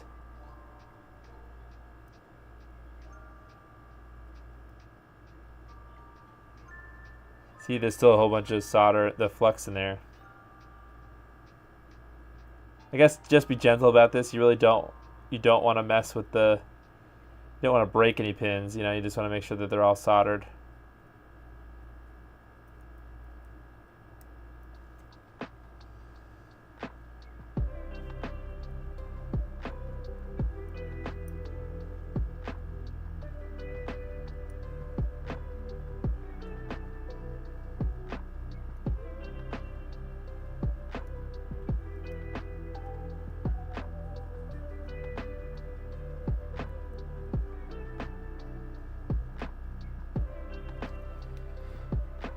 Okay, the sides are fine.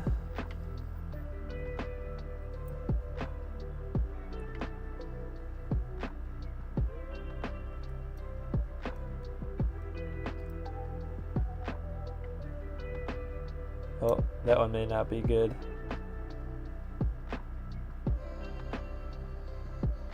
Okay, that one's not good.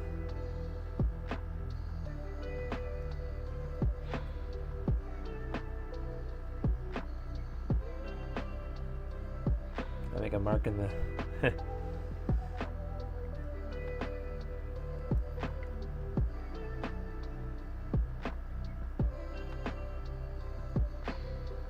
interesting.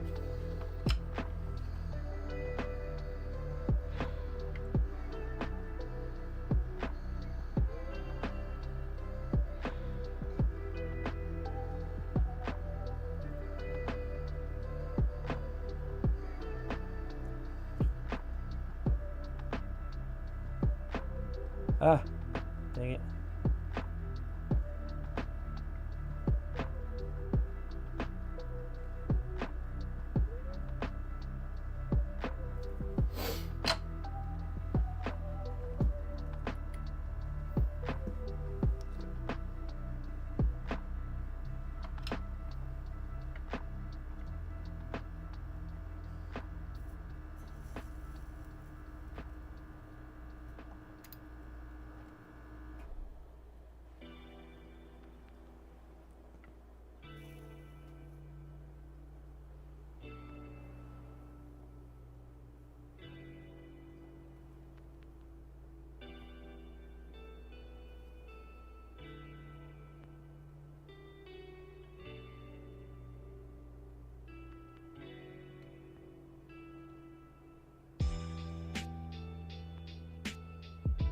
I don't know, maybe I should put more solder on these pins.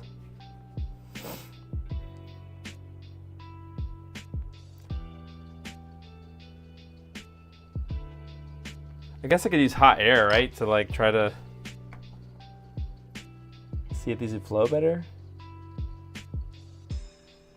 I guess I'll try that. Let's try that.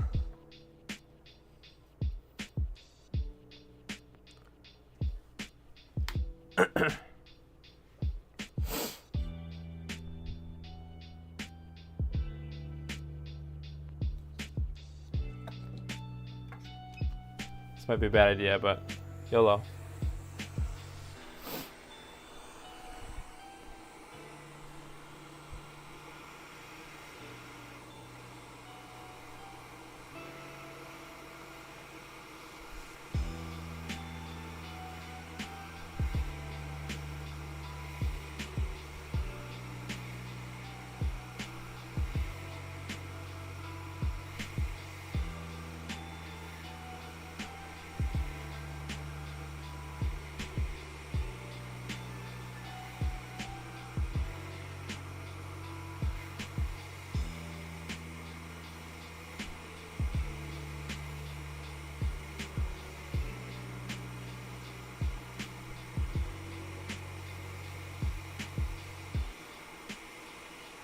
Some of these still don't look like they have any on there.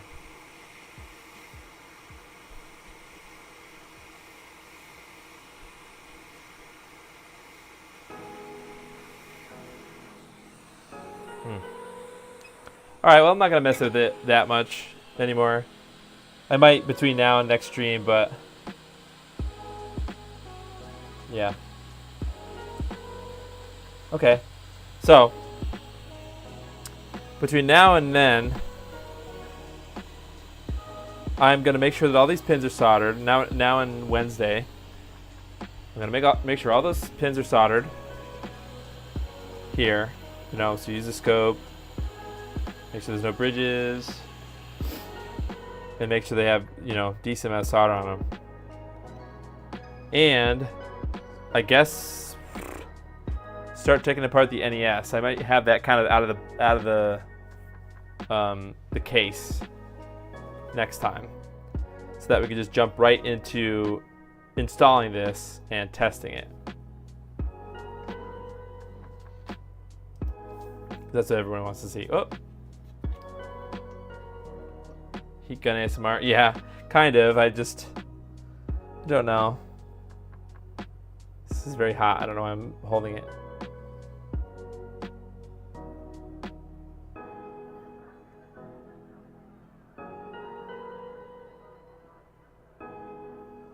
I guess the good thing about the heat gun is it kind of...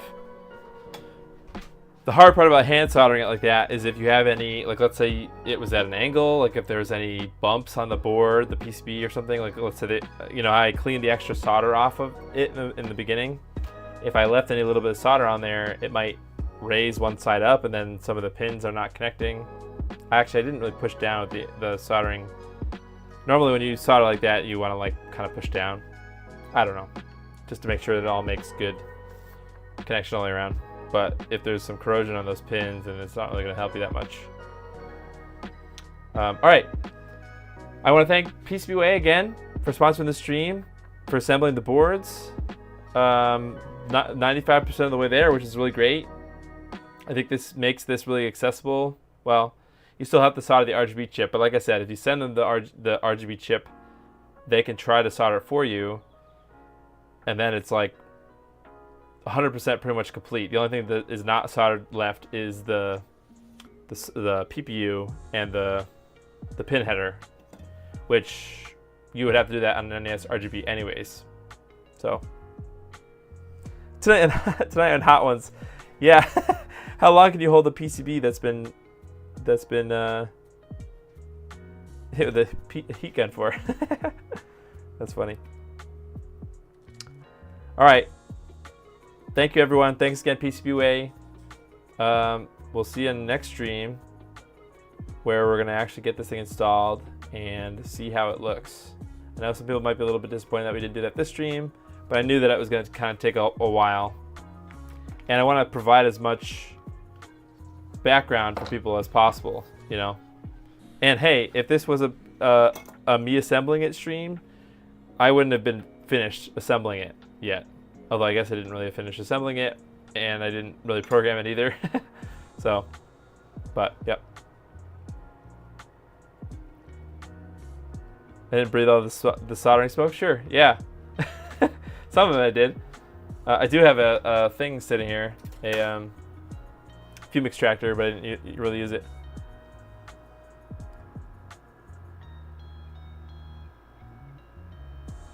Oh yeah, I guess you could burn the pads off. Yep, that's true. All right, thanks everyone. We'll see you on Wednesday. We're gonna finish this up, and I hope we're gonna be able to boot it. It should be able to boot once we get it installed and the firmware flashed. I'm confident that it should work. I hope. So, all right, thanks everyone. We'll see you